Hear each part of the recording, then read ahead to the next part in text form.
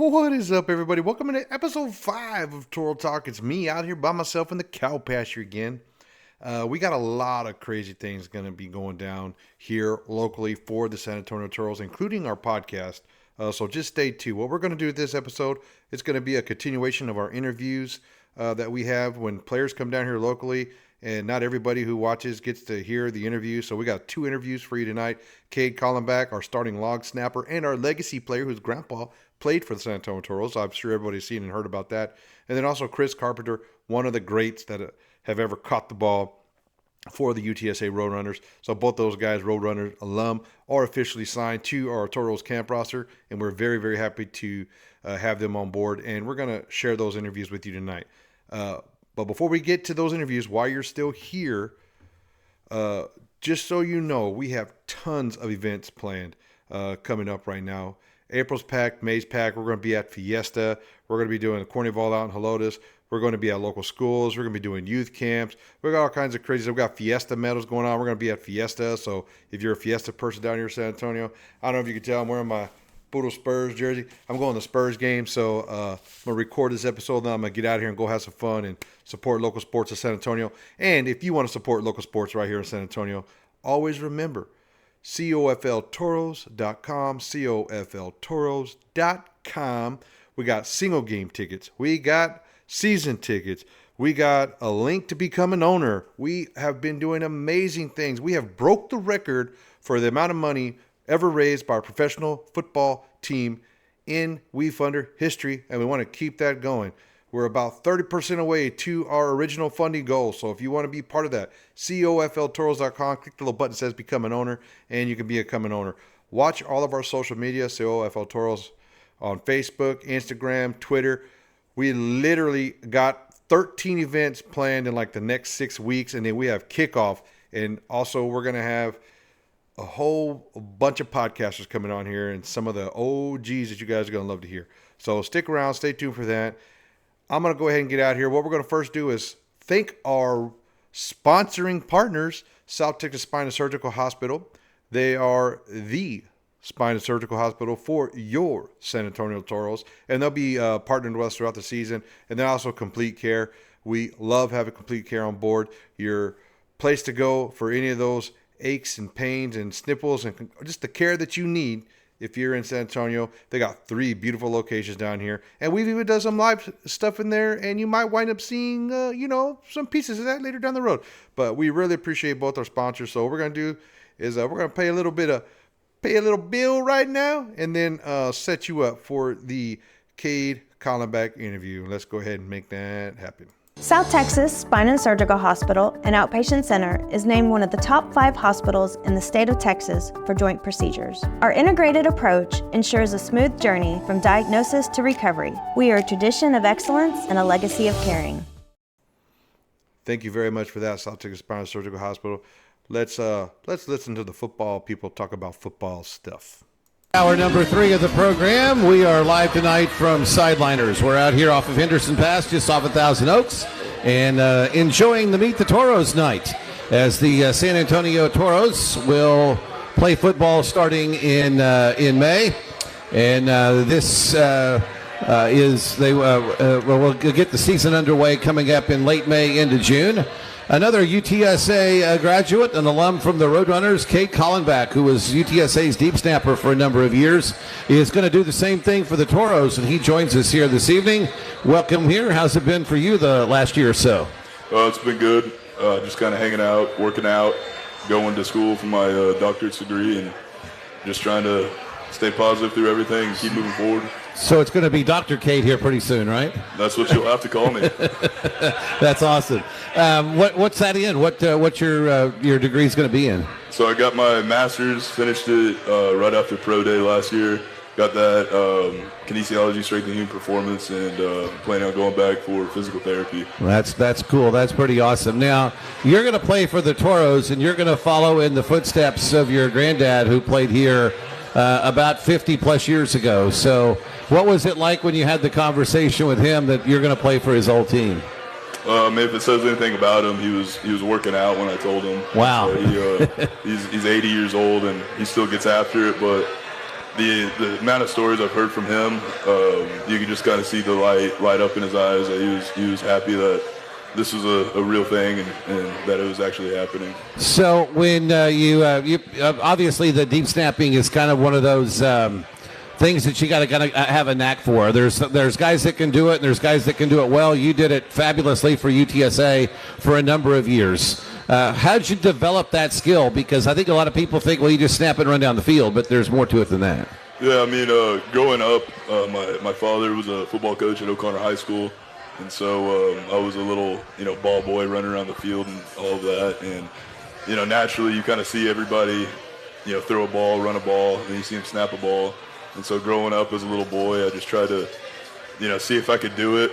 And, it kind of worked out. And interestingly enough, my grandfather also snapped for the Toros whenever he played here as well.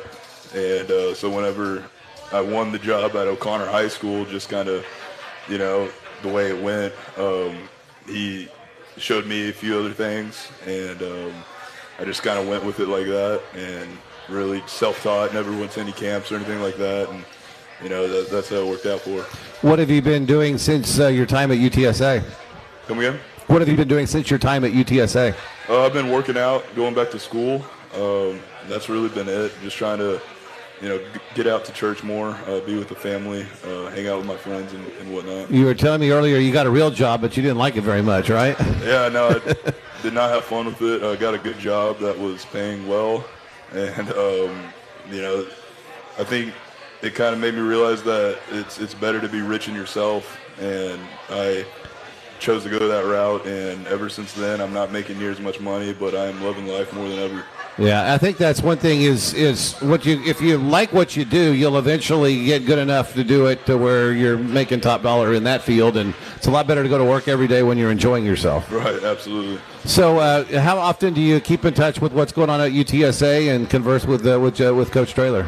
Yeah, so I mean, I got a lot of, my best friend, he plays football there still, and of course I follow them. I only played there for 6 years, and as with Coach Traylor, it's not like I was out there catching balls every pass. And, I'll text him on Thanksgiving, like, Happy Thanksgiving, Coach. And, he's a really great guy. And me and him had a good relationship. And so he's kind of coach that you'd want to go out and die for. And, I mean, I know it's funny coming from a long snapper, but I would die for that guy. Well, he may not see you catching balls all the time, but he knows when the deep snapper messes up. And you rarely, if ever, messed up.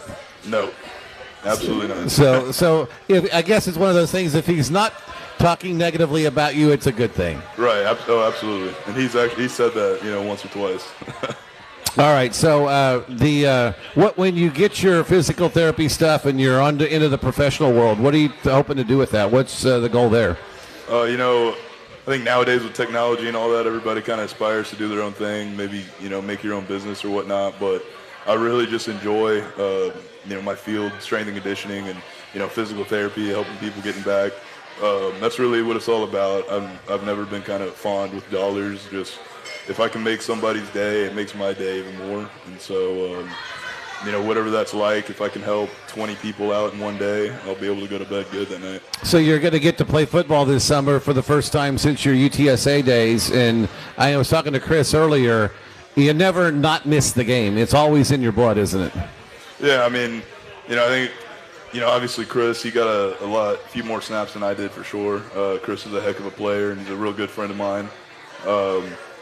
But you definitely do. I mean, just putting on that helmet for the first time, every football player can relate. When you put that helmet on for the first time in a while, you get this sting on the top of your head. Mm-hmm. And, once you stop playing, you start to miss feelings like that, even though in the moment it's not a great feeling, but you just kind of miss that, feeling of pain for a little bit. Yeah. So when the season rolled around last year and you weren't playing football for the first time in a while, that's, I guess, probably when it hit you. I'm supposed to be at practice. I'm supposed to be, checking in with the strength coach. I'm supposed to be doing cold plunges here and there, and all of that routine stopped. Right. Yeah. I mean, and it's one of those things too where you start just feeling grateful for the little things that you had while you had it, just because, I wasn't sure if I would ever see Chris again, and now here he is, and, I talked with him today, and I'll go back over there and talk with him later, and, starts to make you realize just how much you love,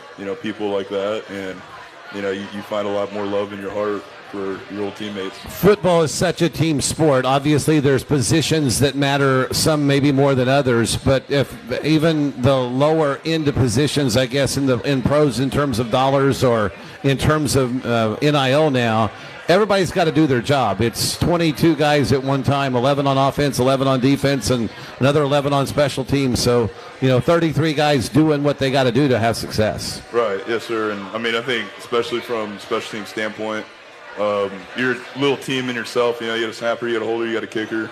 The job of the snapper is to make the holder's job easier, for him to make the kicker's job easier. So, everybody in that field of play, kind of has to come together and really make sure that there's no selfishness. Make sure that even if you feel like it wasn't your fault, take the blame. A lot of kickers, they get real skittishy whenever they miss a kick, and you got to kind of take it upon yourself to calm them down and do whatever you can, because it's a points game, and if it comes down to 3 points, everybody, you're either the hero or the villain. Most teams in the NFL have a specialist that snaps the ball. That's one of the 53. It's one of the 45 that are active, and having this opportunity to play this summer gives you more video to show to those scouts coming up in this year and in future years to live the dream of being in the NFL. Yes, sir. That's ultimately the whole goal. There's 32 jobs. You have to be one of the best 32 in the world, and just to get a job like that, it's gonna, take. You got to be good in all aspects. You can't just be able to snap a ball. You can't just be able to block. You have to be fast. You have to be strong. You have to make tackles. That's something I'm going to pride myself on. That's something I've always prided myself on is, whenever that ball gets out of my hands, I'm not a snapper anymore. I'm a guy that can go out there and make a tackle. I'm a guy that isn't afraid of contact. And, if you're 6'5", 260 pounds, you may kick my butt, but you will feel all of me. I'll give it my best shot. Yeah, absolutely. So what do you make of it's been all your lifetime, but when I was growing up, baseball was the pastime, and the NBA nobody really cared about till Michael came along, maybe Bird and Magic. But football's kind of been America's sport because it's so unique to America, but especially in your lifetime. It's grown exponentially. There's always been a summer or spring league. There's the fantasy football. There's the gambling aspect that's involved with it now. This sport has exploded so much in the last 25 years that we never can get enough of it. Yeah, I think that's one thing is you look at the best athletes in the world, best athletes in America are playing football, and I think that's what draws the interest here. And I always have the debate with people, if Americans grew up and they played soccer like they played football, I don't think there's any reason why American soccer wouldn't dominate the world. Yeah. You've got athletes like LeBron James, you've got athletes, Tyreek Hill, guys like that. My favorite athlete, Larry Fitzgerald, he'd be a good goalie for sure. But I think that's definitely the reason. They're just, the level of play, these guys are, going from high school to college, those guys are crisp everywhere, and you can't have any flaws or they'll come back and bite you. There's a lot of high school athletes that played soccer when they were kids, and about 13, 14 years old, they're like, I don't know any American soccer players that are making $200 million a year. I know a bunch of football players who are, and a lot of it transition into that sport. I agree with you. If soccer was, if we didn't have football and we didn't have basketball and baseball at the level that we do, and there's no other leagues in the world that are like that, the soccer would be a sport we would be good at too. I think we'd take over the world for sure. I don't see why not. I could, with all the opportunities and training and the revenue and all that, I would certainly agree. So, what's your schedule coming up, getting ready for this season? I'll definitely be there for practices, and obviously I'll be there for games. The cool thing about it is, this is a good opportunity for guys to, continue playing, and Coach Bedell has done a good job at kind of, explaining what this is. It's an opportunity to keep growing, and he is getting some really good talent, and the way he's described it is, doing the best thing for the city of San Antonio to be really good in this league. And so, looking at it from my standpoint, Monday through Wednesday, I'll have a chance to lift heavy, lift explosively, run fast, snap balls, go make sure everything's crisp on, our practice days.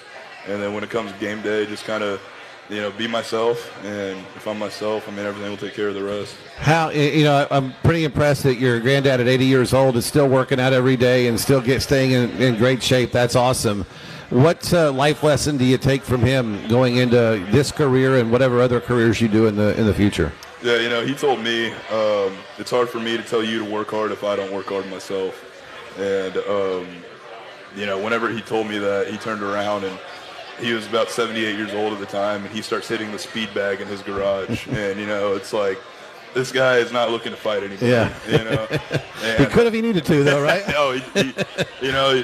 always say, I'm not sure at his age if he could take me anymore, but he would put up a goddamn fight with me for sure. Absolutely. Awesome, Cade. Thanks so much for joining us out here tonight. All the best in everything you're doing. Football, the Toros, hopefully the NFL someday, and be good to call you Dr. Cade here pretty soon. Yes, sir. Looking forward to it. Appreciate you. All right. That's Cade Collenback, from UTSA, and now part of the San Antonio Toros coming up. All right.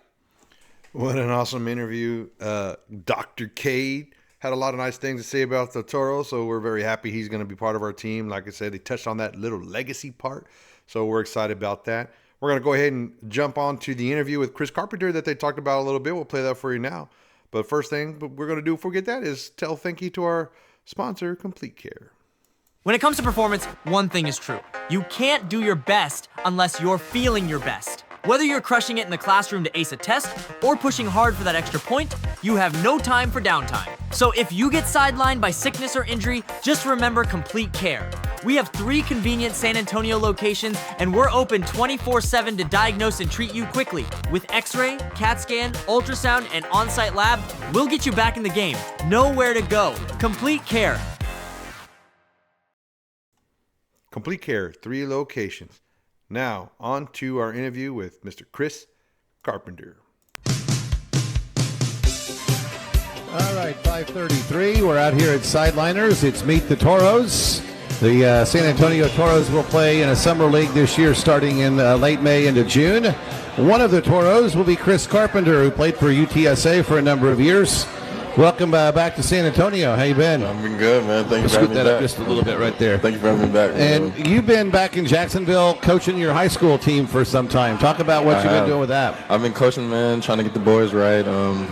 Trying to discover talent in Jacksonville. There's still talent in Jacksonville. Oh, there's always talent up there. It's always a good deal there. And I know Jeff is still recruiting in that area a lot. Yeah. What are you coaching? What position group, and what's that been like? I work with receivers and specialists, all specialists, kickers and returners. Yeah, you still have the only kickoff return in UTSA history. Let's go. Yeah. So that was pretty cool. So you're going to get to play in a spring league, in a summer league, yes, and everybody that's ever played football from 5 years old through college dreams of a shot at the NFL, and this could be your stepping stone for that. Talk about that. Yeah, man, I took a year off, and I had a little mini camp with the Saints, and that turned out how it turned out. I thank God for the blessing and the opportunity just to get that chance, and I'm glad I got to take a year off and just get my feet wet in the working world just to see how that works, because football doesn't last forever, and you got to go back to work eventually, and so I'm glad I got that experience, but I kept trying to pursue the dream and chase after it, and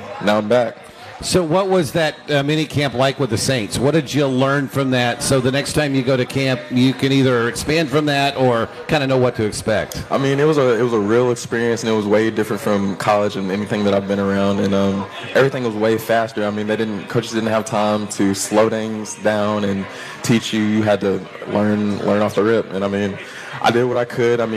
From things that I took from there is I just got to get bigger, and that's really what it was. And so the weight room has been your friend, huh? Yeah, hey, for a year now. So, and I always talk about this. There's a conversion between high school and college. The game's faster. They move quicker. You got to get bigger and stronger. You got to get in the weight room with whoever your strength and conditioning coach is, and then that's amplified anymore for the pros, right? Oh yeah. Whenever in the pros, man, you from from college football, you're so used to looking at a signal, and then whenever you go into NFL, you're going from a play call that could be 15 words to 20 words, and then just how guys are built in the league. I mean, you can tell the difference. So obviously it's a whole body different thing, but have they given you pointers and tips on what to work on for the next time that you're there? I mean, there really was no things that I really just needed to work on, and whenever I was at camp, I mean, I did exactly what I was supposed to do. I didn't have anybody telling me where to be or how to do my job. So, I mean, I just got to get bigger. All right, you're going to be playing at Incarnate Word Stadium at Benson Stadium this year, and it's going to be hot. So, but you're used to that, right? Yeah, I'm used to it. I'm from East Texas, man. I'm used to it. 2 a day in August, or nothing compared to what you're going to go through here. Oh, yeah. Now, the rules for this league are different because you're going to play 3 quarters, which is basically NFL rules, and then you're going to play a quarter of Canadian League where everybody can go in motion whenever they want. So, what are your thoughts on being in that system? I mean, it's new to me, but I mean, I had to learn on the fly. I mean, it wouldn't be too crazy for me. I think I'll be fine.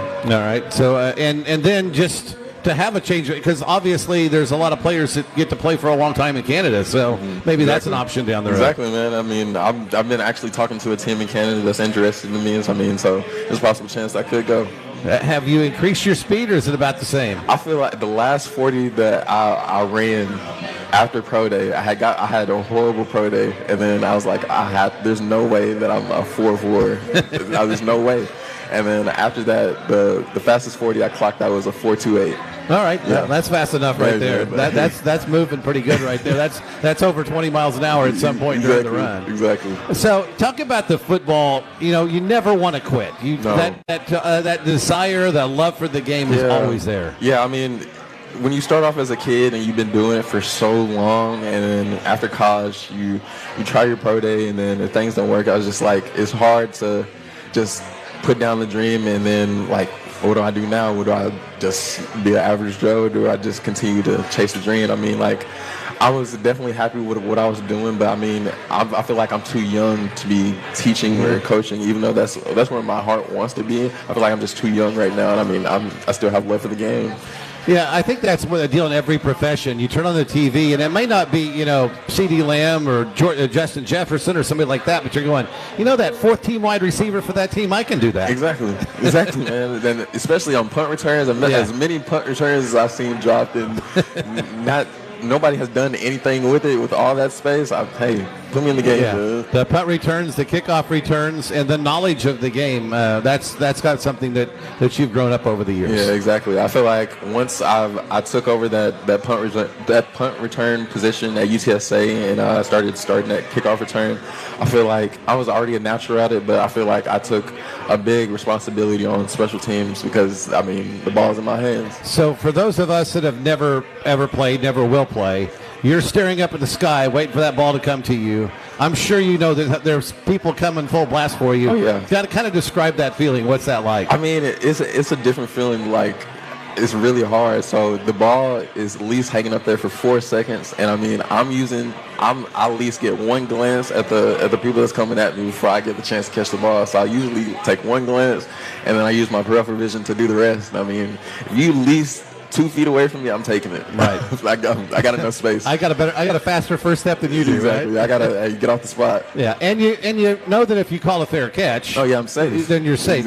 Nobody can touch you. Just catch the ball. If they touch you, it's their problem. Just worry about the ball. Yeah, exactly. So, the coaching part. What have you enjoyed about that up in Jacksonville? Oh man, just getting to teach the kids the things that I grew up on, and actually the position coaches that I had moved to and coaching Gilmer now, and so I'm just taking what I've learned from them and what I've learned in college and taking it to high school and trying to get them boys out of Jacksonville, man. Chris Carpenter joining us. How much do you stay in touch with Coach Traylor? I try to talk to him. He's a busy man. Oh, yeah. I haven't seen him since the bowl game. He's a busy man, dog. And that Jeff always talked about when you see each other, whether it's a year after you play or 2 years or 20 years, it's not necessarily the games and the practices you talk about. It's the relationships and the lessons and those things. And anytime that I do get the chance to talk to Coach Traylor, we talk about what's life like now. We talk about my son. We talk about just life. I mean, that's what I love about Coach Traylor. He knows when to talk about the game, and he knows when to set it aside and then talk about life. And that's what I greatly appreciate about him. I think a lot of his success at UTSA is that there's life lessons every day, not always football. Oh, for sure. I mean, Coach Traylor, for some of those guys that have came through that program, I mean, most of us have not had any father figures, and Coach Traylor has been a guy that we can come to with anything, and even the other coaches on that staff have been guys that we can come to about personal things and just be that guy that we can come to. So what's your schedule going to be like? You got training camp coming up for this league and then going into the season. So what will you be doing the next few months? So I'm just working out, man. I mean, my high school, we just started track season. We had a practice meet yesterday, so we're just trying to get those boys faster. And then as the season gets closer, I'm starting moving my things back down here. Awesome. And how many fast guys do you got in Jacksonville? You got any 4.2 guys there? True, not yet. We get out of like 4.2 is rare. So you can outrun the team, so that's pretty good. Yeah. It was kind of funny years ago when Brooks Thompson was coaching basketball here. We were on a road trip and we were at practice, and he said, "Guys, I can still outshoot all of you," and for the most part, he still could. Yeah, I'm not that old yet, man. I still got it. I still got a little juice. Awesome, Chris. Thanks for stopping by and joining us. Yes, all the best this year in this league, and keep that football dream alive. Yes, sir. Thank you for having me. All right, that's Chris Carpenter with us out here at Sideline. All right, what a great interview. We appreciate Andy Everett doing that for us. He's going to be at our April 10th event at Raising Cane's on Southeast Military Drive. We'll have more coaches, more players, more interviews coming to you guys from that. If you want to come listen to the radio show live, you can do that. And if not, we'll be posting those interviews here also. So we appreciate you watching this episode of Toro Talk. We're going to get out of here with the Vamos Toros. But before we go, we got one more little commercial to show you to show how much we truly appreciate all of our partners here in San Antonio. At South Texas Spine and Surgical Hospital, we're not just a hospital. We're a community-driven, physician-owned institution with a passion for innovation in healthcare. We're consistently ranked among the top hospitals nationwide for patient satisfaction and clinical effectiveness by the Centers for Medicare and Medicaid Services. Our specially trained staff brings extensive expertise in orthopedic, spine, and pain management procedures, ensuring you receive the highest quality care every step of the way. Your healing begins with us. What a great episode. We'll see you next time. And remember, the podcast is going to be crazy. Wait till you see who I got coming on here to start hosting this thing. So thanks for joining us. Vamos Toros, baby.